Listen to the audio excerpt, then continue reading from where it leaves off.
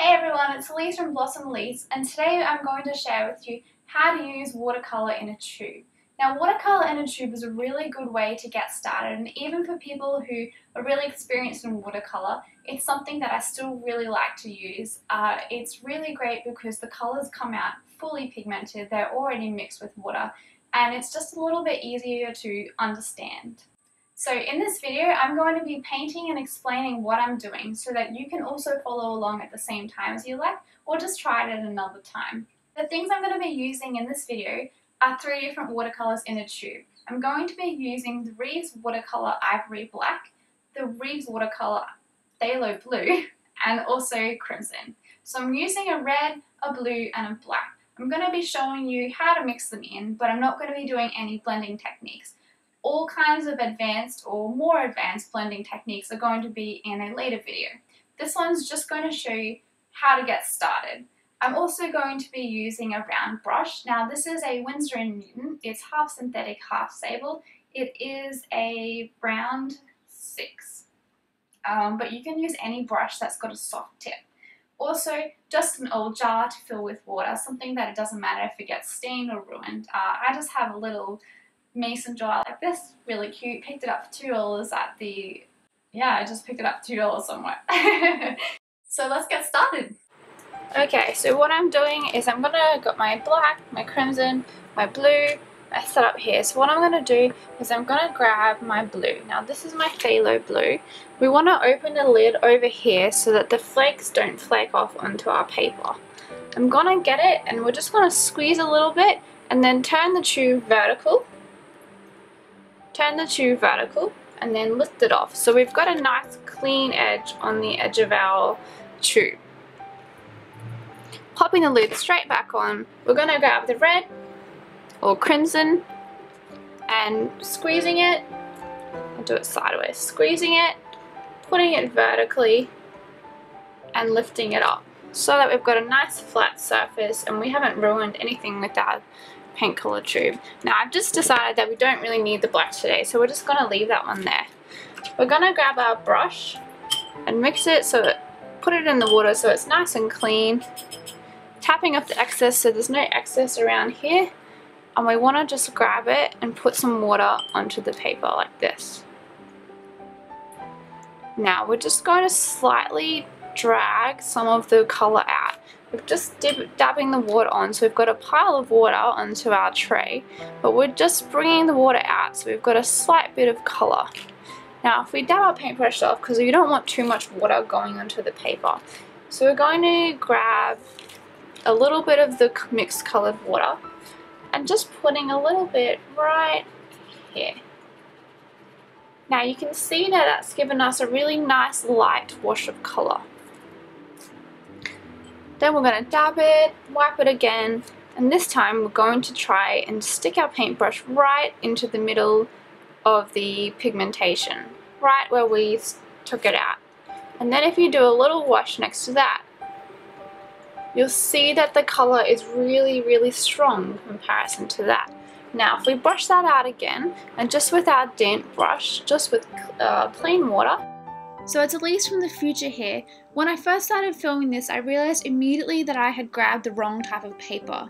I grabbed a thick card paper instead of watercolour paper, which was pretty easy for me to do because I have a huge pile of extra scrap paper.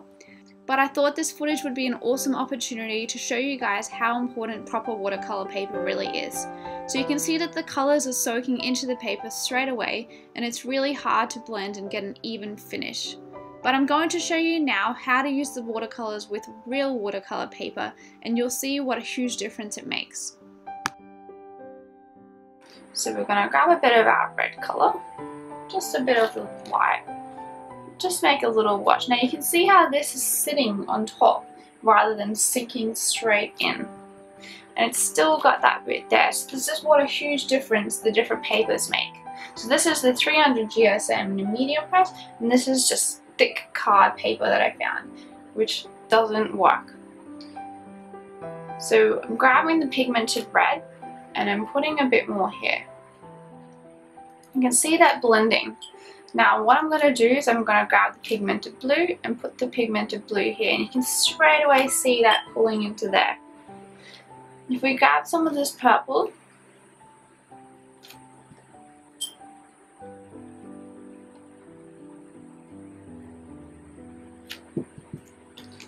so that's how I use the wet watercolour paper. It's just putting my two big blobs and bridging the colours.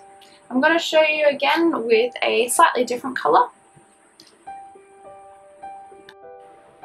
Okay, now something I'm going to talk about in a future video is mixing different colours. So here, people usually recommend grabbing two primary colours like the red and blue and then mixing them together, but you can see that the colour is not probably the brightest colour that we might want. So I've grabbed a violet and an ultramarine. Now I'm going to pop the violet over here. And then I'm going to grab the ultramarine and pop it over here. Now they look relatively like the same colour here. I'm going to grab my brush, bring this colour out just like we did before. So we've got a bit of a widening of colours. Bringing the colour out so we can see that's our purple. Now we're going to do the same for the blue, just taking a little bit of it out. So we've got our main pigments and then we've got the two outside colours. Now we're going to grab this purple and do a wash. And then we're going to grab our blue without rinsing our brush and do another wash. And you can see that blends in really nicely. Now we can also bring these colours in together. So we're going to grab from the pigmented end and grab from this pigmented end. The colours will want to suck back into them, but just keep pulling them out. Washing our brush there because we've got too much pigmentation on the brush. And just blending it in together here. So this is the purple that we just made. This is the original purple. And this is the blue. So something I really like to do is using an already bought purple. Just as you can see, it gives such a pretty colour and it gives you a range of colours than trying to mix it in like this, which can be a little bit difficult. Now you can see this is still wet actually, so I can blend this in to make a bit more of a purple. Do you see how great that watercolor paper is? Like, I can't even stress it enough how important real watercolor paper is. You can see the one on the left, it's dried, the colors didn't mix in properly, and there's nothing that we could do to save that piece of paper. But the watercolor paper on the right, you can see that it's still wet after all that time. We could even go in with the tissue and dab off some of the color and put on more color.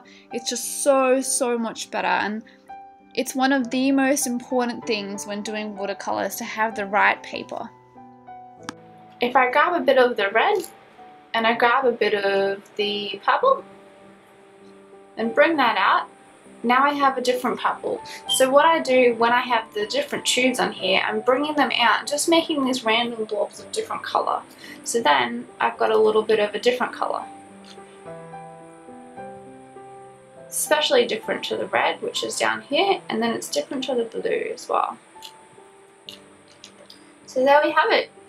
You can obviously mix them, so now they're still wet, we can mix them in there, make a bit of a different colour, and then there's your colour array.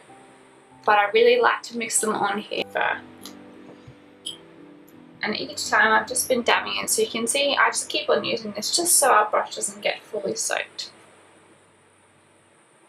So I hope this video was really helpful for you. If you did like it and want to see more, don't forget to give it a big thumbs up. Leave a little comment down below if you have any questions or comments, anything that you want to let me know, any suggestions, advice. Just leave it all down below and I'll get back as soon as I can and as best as I can as well. And don't forget on Instagram, if you have anything that you want to share with me or you've been working on painting, have any questions that you want to ask and want to leave a picture with it, illustrate with Elise.